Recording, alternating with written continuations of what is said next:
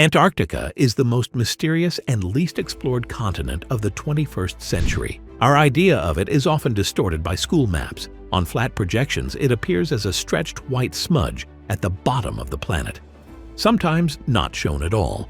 In reality, it's the fifth largest continent, bigger than Europe and Australia, comparable in size to South America. If you were to overlay it on North America, it would be wider than the continental US, and the distance from the Antarctic Peninsula to the opposite edge of the continent would match the stretch from the Canadian Arctic to Mexico. On a map of Europe, Antarctica would span from the far north of Norway and Finland to Iran and Iraq, and far beyond Ireland into the Atlantic. The scale is immense, and yet there are almost no people there. In summer, up to 4,000 people live on the continent. In winter, about 1,000 remain.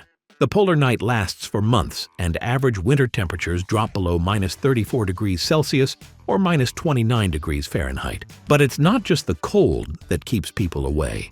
Antarctica is extremely remote. The nearest major city, Ushuaia in southern Argentina, lies over 1,000 kilometers from the tip of the peninsula, separated by the turbulent Drake Passage, arguably the harshest stretch of ocean on Earth. Here, southern winds and currents circle the globe unimpeded, building strength, while the collision of warm and cold waters fuels storms with waves reaching 20 meters. Between 2023 and 2025, Antarctic sea ice has remained at historically low levels. Winter growth is weak, and summer minimums are approaching record lows. This increases wind and tidal impacts on ice shelves and complicates navigation. In the same period, the massive iceberg A23A, which had been stationary for decades, broke free and drifted across the Weddell Sea towards South Georgia, grounding and fracturing along the way. Its movement disrupted feeding routes and opened stretches of open water, affecting the food supply for penguins and predators. Amid these climate shifts, tourism on the peninsula hit historic highs. During the 2023 to 2024 season, over 100,000 people visited Antarctica, and demand continues to rise. Operators are expanding landing zones and tightening zero-trace rules. Meanwhile, scientists noted the unusually early and large ozone hole of 2024, prompting closer monitoring of ozone recovery and its impact on the region's radiation balance. It's no surprise Antarctica was first sighted only in 1820 by a Russian expedition. Even today, we know less about its true surface beneath the ice than we do about Mars. Over 98% of the land is covered in ice, averaging more than 2 kilometers thick, reaching nearly 5 in some areas. This ice holds about 61% of the planet's fresh water. If it all melted, global sea levels would rise by roughly 60 meters, devastating coastal regions worldwide. To see beneath the ice, scientists use radar sounding. Aircraft send radio waves through the ice and record the reflections. Mapping the entire continent this way is difficult and costly. Antarctica is larger than Europe. So much of its subsurface remains a blank spot. Over 90% of the land under the ice remains unmapped, yet even the fragments we've seen are astonishing.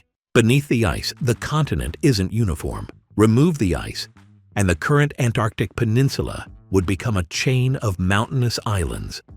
The so-called Lesser Antarctica, the larger, more massive section, Greater Antarctica, would remain a single landmass roughly the size of Australia. The two differ in their geology and age. The east is composed of ancient igneous and metamorphic rocks, while the west is younger, with sedimentary and volcanic formations. Western Antarctica lies within the Pacific Ring of Fire, a vast system of faults and volcanoes, tens of millions of years old. The most famous volcano is Mount Erebus, Earth's southernmost active volcano, and one of the few with a permanent lava lake. In winter, temperatures rarely rise above -20 degrees Celsius or -4 degrees Fahrenheit, and can fall to -62 degrees Celsius or -80 degrees Fahrenheit. Water ejected into the air crystallizes before it hits the ground. Life seems impossible here, yet just beneath the surface another world hides. For centuries, steam rising from the crater has carved tunnels and chambers in the surrounding ice. Inside these volcanic caves, temperatures can reach +25 degrees Celsius or 77 degrees Fahrenheit, warm enough to stay there without heavy clothing. Soil samples from these areas reveal DNA of algae, mosses, and even animals. Some sequences don't match known species resembling arthropods, suggesting the possibility of undiscovered life forms. And these are not the only potential oases. At least 15 other active or semi-active volcanoes across the continent may host similar warm systems. The subglacial landscape resembles a frozen version of Earth's surface, with rivers, hills, and valleys. In 2019, scientists discovered the world's deepest land canyon under the Denman Glacier, plunging 3.5 kilometers below sea level, nearly the depth of the Atlantic and half the height of Everest. In 1958, a Soviet team found another marvel, the massive Gamburtsev mountain range, about 1,200 kilometers long and up to 2,700 meters high, comparable to the Alps, but buried beneath more than 600 meters of snow and ice. Another enigma lies in East Antarctica, a gravitational anomaly about 240 kilometers wide. One hypothesis suggests it may be an ancient impact crater about 480 kilometers in diameter, hidden beneath the ice. If confirmed, it would be the largest such structure on Earth, far bigger than Chicxulub in Mexico, linked to the dinosaurs' extinction. The scale and estimated age, between 100 and 500 million years, even allow scientists to connect it to the Permian-Triassic Great Dying and the breakup of Gondwana. Direct samples, however, remain out of reach. The distances and ice thickness are formidable barriers. Under the ice lie at least 675 liquid lakes, some more than 3 kilometers deep. The largest known, Lake Vostok, was discovered in the 1990s and publicly confirmed in 1996. Its surface sits 4 kilometers below the ice, and its water volume exceeds that of Lake Michigan, making it the world's 6th largest lake by volume. The water's temperature is about -3 degrees Celsius or 27 degrees Fahrenheit, likely kept liquid by geothermal heat and high pressure that prevents freezing. It's too cold for most organisms, but not all. There are species adapted to sub-zero waters. The great mystery is its isolation. Vostok has been sealed off from the outside world for millions of years, meaning any life there evolved independently. In 2012, scientists drilled down to the lake and extracted water samples, but they were contaminated by drilling fluids and surface microbes. Still, some genetic sequences didn't match known organisms, potential local microbes. Later reports mentioned a cleaner borehole and an additional liter of water, though results remain unpublished. Meanwhile, fragments of ribosomal RNA found in accretion ice resembled that of Antarctic fish, suggesting the possible presence of more complex life forms.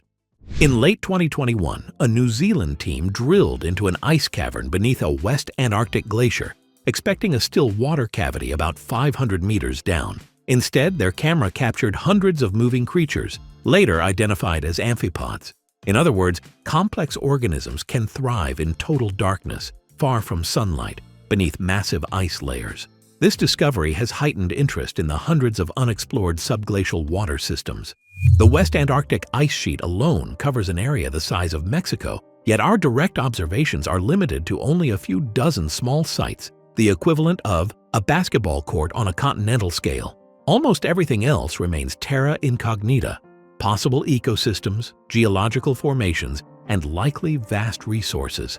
In 2024 to 2025, outbreaks of the highly pathogenic bird flu H5N1 were confirmed among seals and seabirds on the Antarctic Peninsula, with penguin deaths reported on several islands. Expedition protocols have tightened, mandatory equipment disinfection, distancing from colonies, and stricter landing limits. To reduce competition for krill, the foundation of the Antarctic food web, several fishing areas were closed early in 2025, sparking international debates over stricter quotas. Meanwhile, data show bottom melting beneath key West Antarctic ice shelves, including Thwaites, where warm, deep water is eroding grounding zones, cracking the ice, and raising the risk of shelf collapse.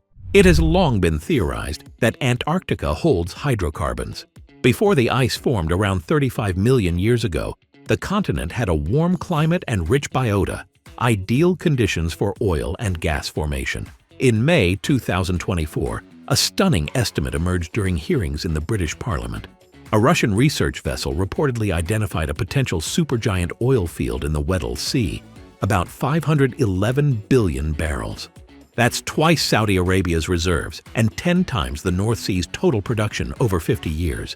The area lies at the crossroads of overlapping claims by the UK, Argentina, and partly Chile, adding new geopolitical tension. For now, all exploration and extraction are banned. In 1959, 12 nations signed the Antarctic Treaty, freezing territorial claims, prohibiting military activity, nuclear tests, and waste disposal, and establishing inspection rights. The treaty defines Antarctica as all lands, ice, and waters south of the 60th parallel.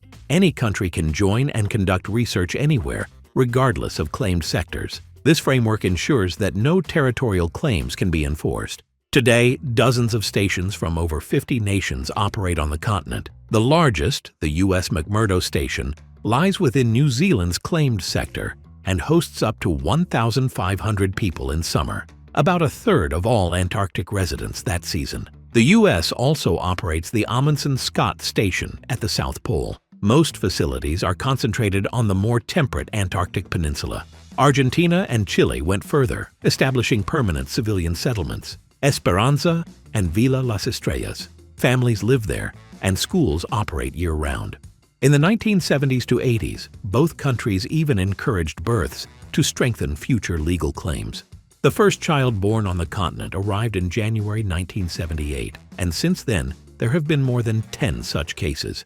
The Falkland-Malvinas dispute between Argentina and the UK remains a sore point. The islands house thousands of residents, and British control over the Falklands, South Georgia, and the South Sandwich Islands underpins its Antarctic claims. In 1982, the conflict turned into war, and Britain retained control. For decades, the issue faded from headlines, but the potential superfield in the Weddell Sea could bring it back to the forefront. At roughly $86 per barrel of Brent crude, the estimated value of the resource amounts to tens of trillions of dollars, nearly twice the U.S. GDP. Such incentives will inevitably pressure the system. Formally, any country can withdraw from the treaty, and in 2048 it comes up for review. By then, Weddell Sea ice may be thinner and logistics easier, but the region will remain one of the toughest places on Earth. Remote, iceberg-laden, and economically unforgiving. If Argentina strengthens its economy and diplomacy, it may challenge Britain's hold over the Falklands, and by extension, its Antarctic claims. The UK, aware of what's at stake, will likely defend the archipelago and nearby waters at any cost. Whoever holds power at the time of the treaty's potential revision could gain access to resources capable of turning their nation into a new Saudi Arabia. Antarctica remains a closed continent, vast, hidden, and full of untapped geological, biological, and possibly economic potential. Scientific discovery here coexists with growing political and commercial interest. Which of these forces prevails by mid-century will shape not only the future of the coldest continent, but also that of the entire coastal world. Gary was right. Here we explore how the world works and the key events that shape our reality. Subscribe so you don't miss videos that not only inspire, but also help you think bigger and act smarter.